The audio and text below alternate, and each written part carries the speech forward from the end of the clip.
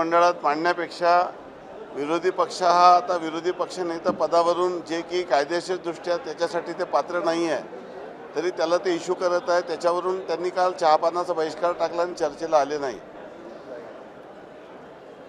एका बाजूने महायुती ही हातात हात घेऊन काम करत आहे, परंतु विरोधी पक्षामध्ये शरद पवार गट, राष्ट्रवादी किंवा उबाठा किंवा काँग्रेस या तिघांमध्ये समन्वयाचा अभाव आहे.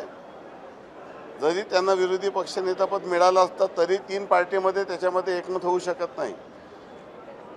तीन पार्टीचा सोडा, एकट्या उबाठामध्ये आपल्याला माहीत आहे की मागे त्यांनी अजय चौधरी यांना गटनेता केला होता. भास्कर जाधव एक सिनियर नेते असताना त्यांच्यावर त्यांचा विश्वास नाही आहे. तो विश्वास नसल्यामुळे आदित्य ठाकरे, अजय चौधरी किंवा सुनील प्रभू किंवा भास्कर जाधव या नावामध्ये त्यांचंच एकमत होऊ शकत नाही, वस्तुस्थिती आहे.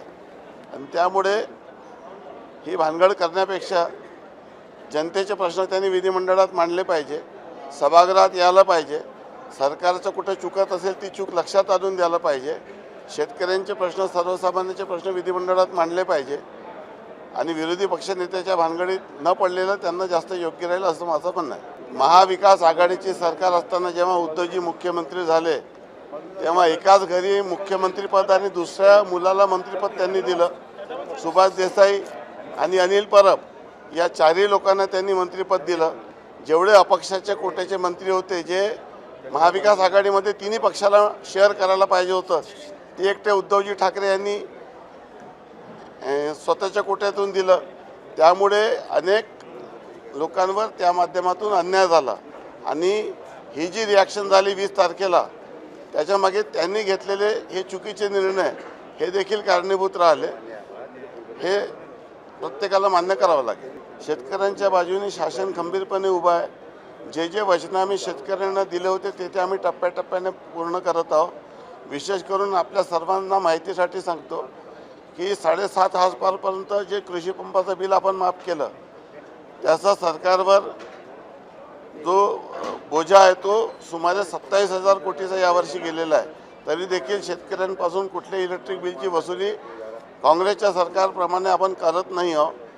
अतिवृष्टी झाली, नुकसान झालं, त्याची सर्वतोपरी मदत या ठिकाणी करण्यात आलेली आहे आणि जे काही वचने अजून दिलेली आहे ते आम्ही टप्प्याटप्प्याने पुढील 5 वर्षात पूर्ण करणार आहोत. महाविकास आघाडीमध्ये कुठलीही नीतिमत्ता राहिलेली नाही आहे. एका बाजूने पूर्वी ते शिवसेनेचा पूर्ण आयुष्यभर विरोध करत राहिले की शिवसेना ही हिंदुत्ववादी पक्ष आहे, काँग्रेस सेक्युलर पक्ष आहे, आम्ही कुठल्याही परिस्थितीत त्यांच्यासोबत जाऊ शकत नाही. मग भारतीय जनता पार्टीचा विरोध करण्यासाठी काँग्रेस आणि शिवसेनेची आघाडी झाली, जी की कोणीही ॲक्सेप्ट करू शकत नव्हतं, कोणालाही ते मान्य नव्हतं आणि कोणीही विश्वास करू शकत नव्हतं. तशा पद्धतीची युती झाली. आता मनसेने ज्या पद्धतीने हल्ले केले होते त्यामुळे मनसेशी दुरावा ते ठेवत होते. सत्तेसाठी कुठल्याही पद्धतीची युती आणि आघाडी करण्यासाठी काँग्रेस आणि उबाटा हे करू शकतात आणि त्यांनी काही केलं तर याच्यात आश्चर्य मानायला नको. आता भास्कर जाधव पूर्वी कशा पद्धतीने काय काय चर्चा झाली होती ते मला सांगायचं नाही आहे, परंतु भास्कर जाधवनी आपल्या मनातली खतखत ही अनेकदा बोलून दाखवलेली आहे. जे पोटात आहे ते होटात अनेकदा आलेलं आहे, तो लवकरच अजून येणार आहे. ज्या दिवशी आता गटनेता देखील ते भास्कर जाधवला करू शकले नाही, यापेक्षा भास्कर जाधवांचा मोठा अवमान होऊ शकत नाही. मला असं वाटतं की भास्कर जाधव सारख्या ज्येष्ठ अनुभवी माणसाला डावलणं हे कुठल्याही दृष्टीने योग्य नाही.